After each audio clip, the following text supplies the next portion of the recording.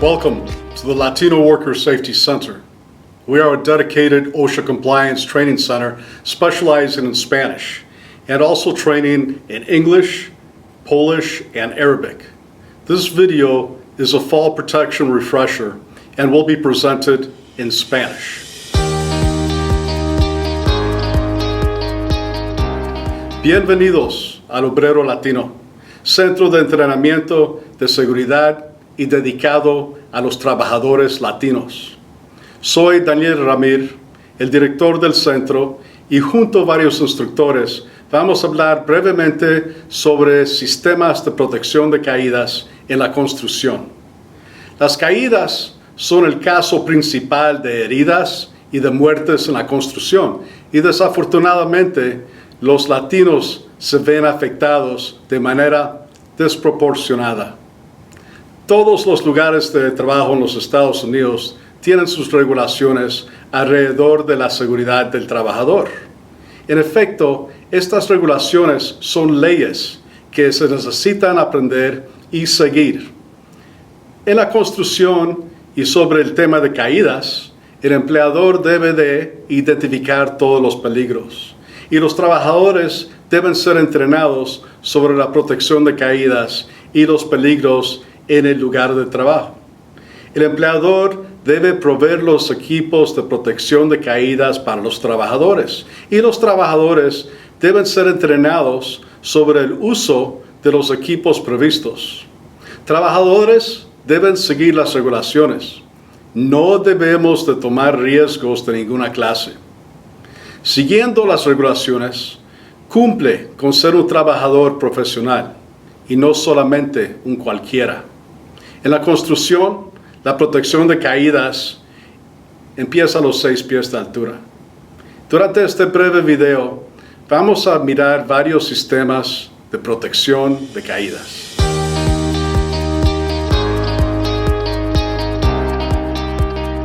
Escaleras son una parte muy importante en la industria general y de la construcción. Se podría decir que son herramientas y equipo. Su uso es un recurso muy común, pero a veces no se le da la importancia debida y descuidamos las recomendaciones del fabricante y las regulaciones de OSHA. Uno de los peligros más comunes en la construcción son las caídas, y estas están estrechamente relacionadas con las escaleras. Su uso principal es para ir de un punto a otro, arriba, abajo, o bajar o subir. Hay muchos tipos de escaleras y hay que distinguir cuáles son las apropiadas al trabajo que se va a realizar. Tenemos básicamente las escaleras portátiles y las fijas, y ambas tienen diferentes formas de uso. Las reglas básicas se radican en su posición, resistencia y ubicación.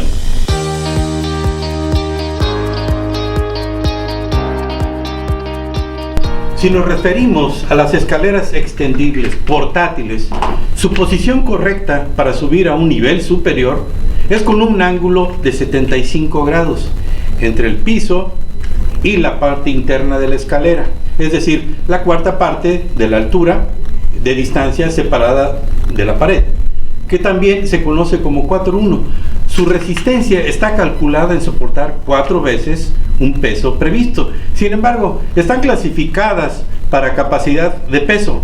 El tipo 1 AA para 375 libras, tipo 1A para 300 libras, tipo 1 para 250 libras y tipo 2 para 225 libras. Las que se usan tradicionalmente para resistencia en construcción no deben ser menos de las de 250 libras, o sea, el tipo 1. Todas las escaleras deben tener sus calcamonías al costado donde se especifica su peso, su uso y sus riesgos.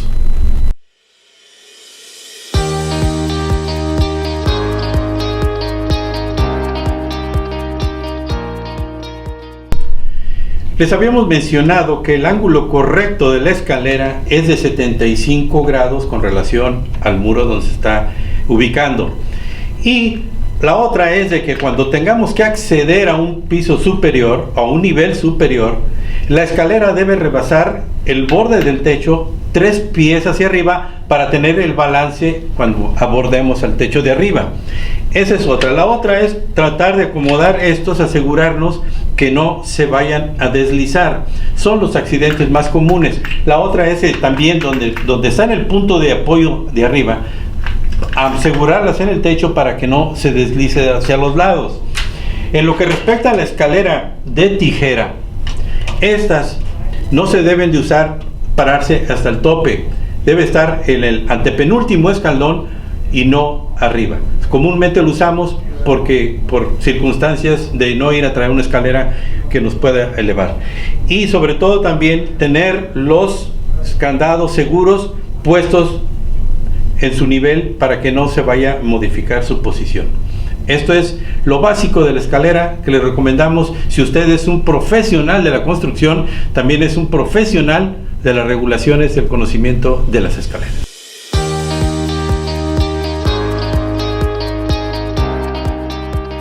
Hola, mi nombre es Francisco Valdés Peña, soy instructor autorizado por OSHA, trabajo para la Latino Worker Safety Center y hoy les quiero hablar sobre los barandales, un sistema de protección de caídas en el cual debemos de seguir algunas regulaciones, como las que son: primero, la altura de los barandales debe de tener 42 pulgadas con un margen de error de 3 pulgadas.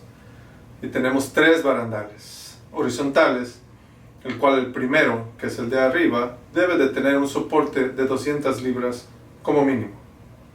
El de en medio, el barandal de en medio, que debe de tener un soporte como mínimo de 150 libras. Y tenemos el barandal de hasta abajo, que debe de tener un soporte de 50 libras como mínimo. Después tenemos los horizontales, que son los soportes de estos barandales, que debe tener una abertura máxima de 8 pies de abertura como máxima. También quiero decirles que esto lo pueden encontrar en el 1926, subparte M, apéndice B.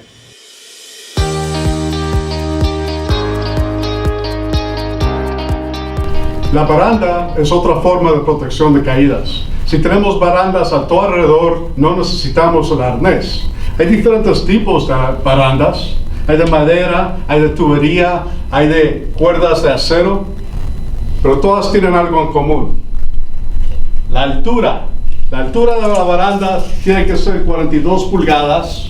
42 pulgadas, más o menos 3 pulgadas. Entonces pueden ser 45 o pueden ser 39, pero tiene que estar dentro de esa distancia. Recuerda ser como profesionales, 42 pulgadas, más o menos 3 pulgadas. La baranda superior tiene que resistir por lo menos 200 libras de empuje, por lo menos, hacia afuera y hacia abajo. Tiene que haber una baranda entre medio. Y la altura de esa baranda, bueno, es entre medio, ¿verdad? Y de vez en cuando se ve la baranda del pie. Y la baranda del pie no es para que se me caiga el pie, es para evitar que se caigan materiales y herramientas a los que están trabajando por debajo. Recuérdase, la baranda es una forma de protección de caídas.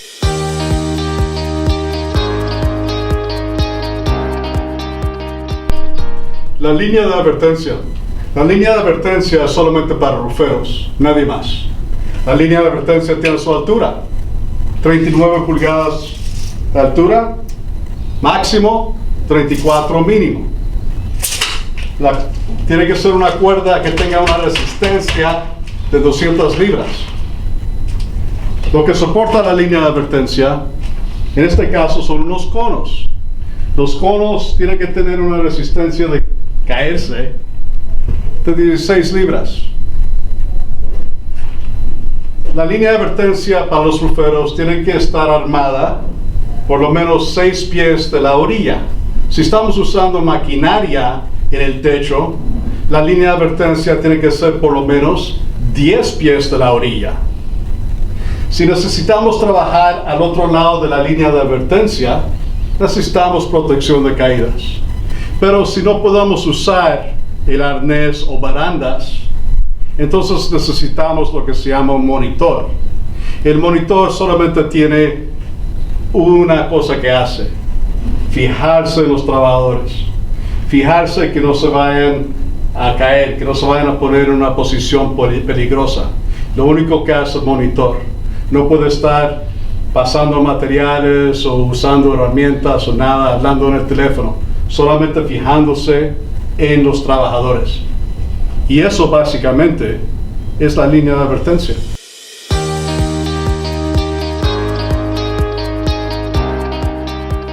El arnés es un sistema de correas que sirve para la eventualidad de una caída, el golpe se reparta en varias partes del cuerpo. Es un equipo indispensable para todos los trabajadores que andan en alturas y que se podrían exponer a una caída. La función de esto es repartir el golpe al mismo tiempo en las piernas, en las ingles, en los hombros, en la espalda, en varios puntos del cuerpo, de manera que el golpe no se resienta en un solo punto del cuerpo. Lo importante, hay varias cosas importantes del arnés. 2 puntos quiero resaltar ahorita. Uno, que antes de usar el arnés debe inspeccionarse. Cada arnés es diferente, hay muchas fábricas que producen distintos tipos de arneses. Entonces, cada trabajador debe buscar en las instrucciones que venían con el aparato para ver cuál es la manera correcta de usarlo de acuerdo con quien lo fabricó. Lo primero que hay que hacer es inspeccionarlo. Voy a pedir la ayuda de mi compañero para que me ayude a demostrar en qué consiste esa inspección.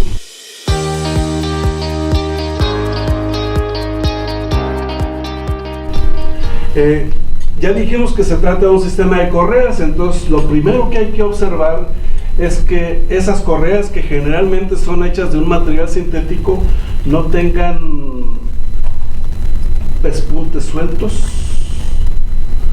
que no tengan hoyitos, que no estén cortados, que no muestren ninguna muestra de debilidad o de desgaste.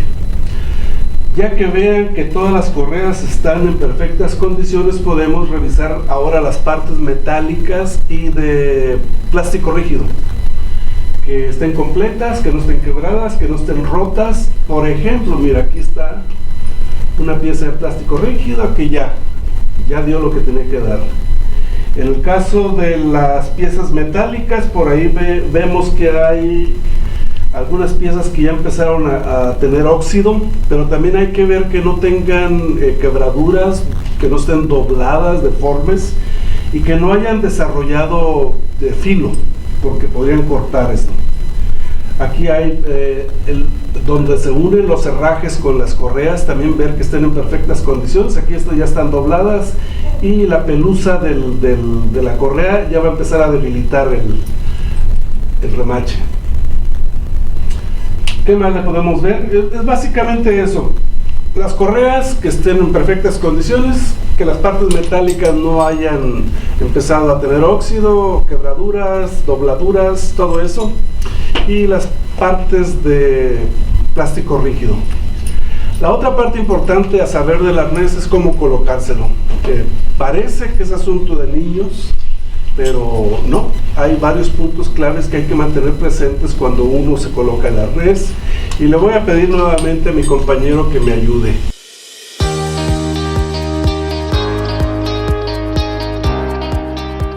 El primer detalle que hay que ver, aunque sea así a lo lejos, los arneses tienen ajustes, pero lo primero que hay que ver, yo creo que es que la talla, que no sea ni muy chico ni muy grande, de acuerdo al cuerpo que uno tiene.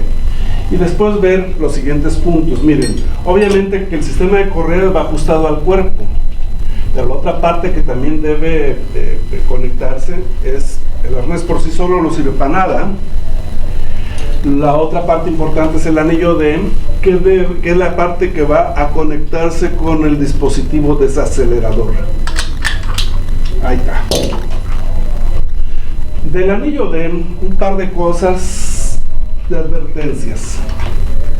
Si este anillo se coloca, primero en cuál es el lugar correcto. El lugar correcto es en medio de los omóplatos, en medio de las paletas, en medio de los shoulder blades. Es el lugar adecuado. Porque si esto se coloca un poco más abajo, el riesgo es que al caer, con el impacto de la caída, el cuerpo se salga del sistema de correas y vaya a caer al suelo de cualquier manera. El otro riesgo es que este anillo se coloque más arriba de lo debido y entonces se acerque demasiado a la nuca, de manera que en una caída la parte metálica va a golpear a la nuca y lo mata desnucado al trabajador. Entonces no es bueno ser descuidados con la ubicación del anillo de...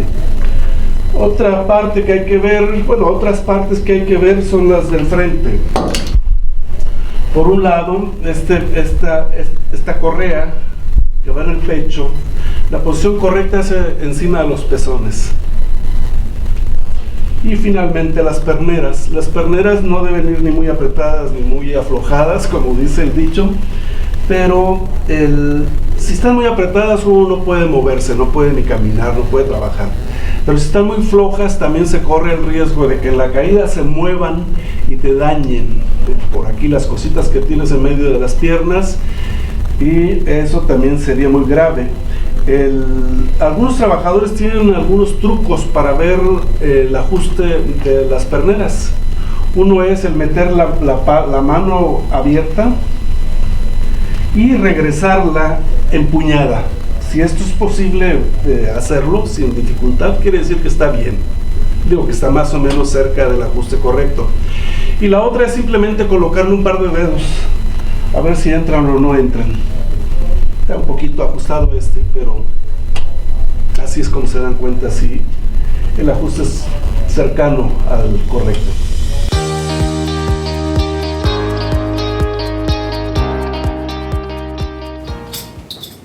El arnés no es protección de caídas.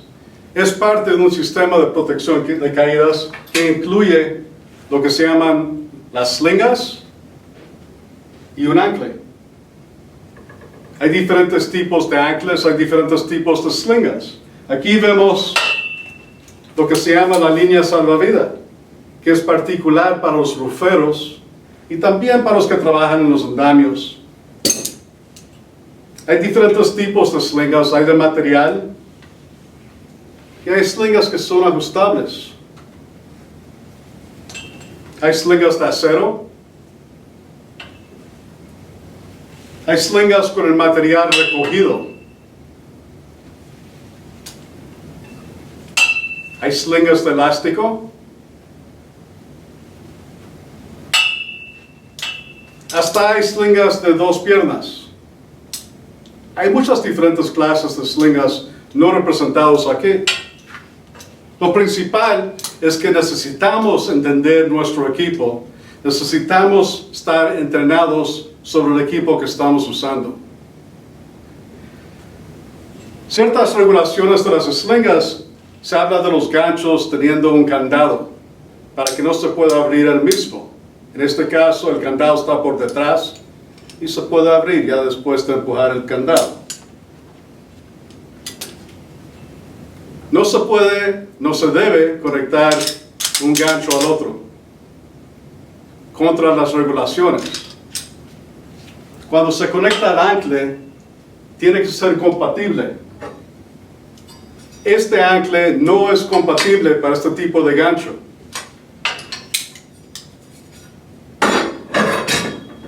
Cambio este sí.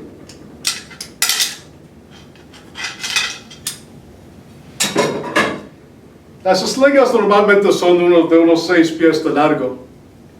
Y para evitar caer más de 6 pies, debemos tener el ancla al nivel del hombro o más alto. Recuérdase que el profesional entiende su equipo, lo revisa, lo inspecciona y lo cuida. Es un sistema de protección de caídas personal para cada trabajador.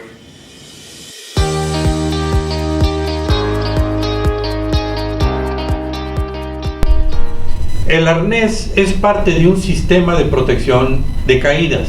Eso tiene una eslinga y un ancla. Precisamente es lo que vamos a hablar, las anclas. Las anclas tienen que estar instaladas en un lugar fijo que resista 5,000 libras. Esa debe estar diseñado de acuerdo al fabricante. Todas las anclas tienen que tener el número de 5,000 libras que resiste, y nosotros tenemos que instalarlas como vengan las instrucciones. Esa parte es la que a nosotros nos corresponde, porque los que estamos trabajando en el techo, porque nuestras vidas dependen de donde estemos colgados. Así que tenemos que asegurarnos que estén bien instaladas. Hay muchos tipos de anclas, Por lo regular, esta es una de las más comunes para techos residenciales. Esto puede ir clavos o tornillos. Tenemos que definir qué tipo se va a usar. Hay otras, también como donde se tienen que asegurar en el techo. Otras para el sistema de techos de acero, donde tienen vigas de acero, donde el acero va aquí y este es el ancla. Ahí lo acomodo yo y le doy el ancho que tenga la viga de acero. Hay otras que se van a instalar en pilares de concreto, por ejemplo. Entonces se hace un taladro, un orificio en el concreto, se extrae esto así para introducirlo donde está el orificio de concreto, se libera y eso hace que el ancla quede más sujeta a la pared. Hay otros tipos de anclas donde pues no es posible, quizá porque es madera o viga o no hay techo, y se pueden usar estas anclas. Es un segundo que me tardé en ponérmelo. Esto se puede usar cuantas veces sea necesario o muchas necesite. No tiene que ser una sola para irme desplazando de un lado a otro. Hay diferentes tipos de anclas. Este es otro tipo de ancla. Así que nosotros tenemos que encontrar y definir qué tipo de ancla, siempre y cuando que resista las 5,000 libras, que sea individual, medir la distancia donde voy a poner esa ancla para, en caso de caer, no tocar el piso. Hay eslingas un poco más recortadas, así es que tengo que saber dónde instalarlo, qué tipo de tornillo o clavo, si es temporal o permanente o ocultos el ancla, y que si tienen que estar en un solo punto. Lo básico, 5,000 libras, factor de seguridad de al menos 2 veces la carga del impacto, y si va a ser una ancla especializada, no necesariamente tiene que ser supervisada por una persona calificada.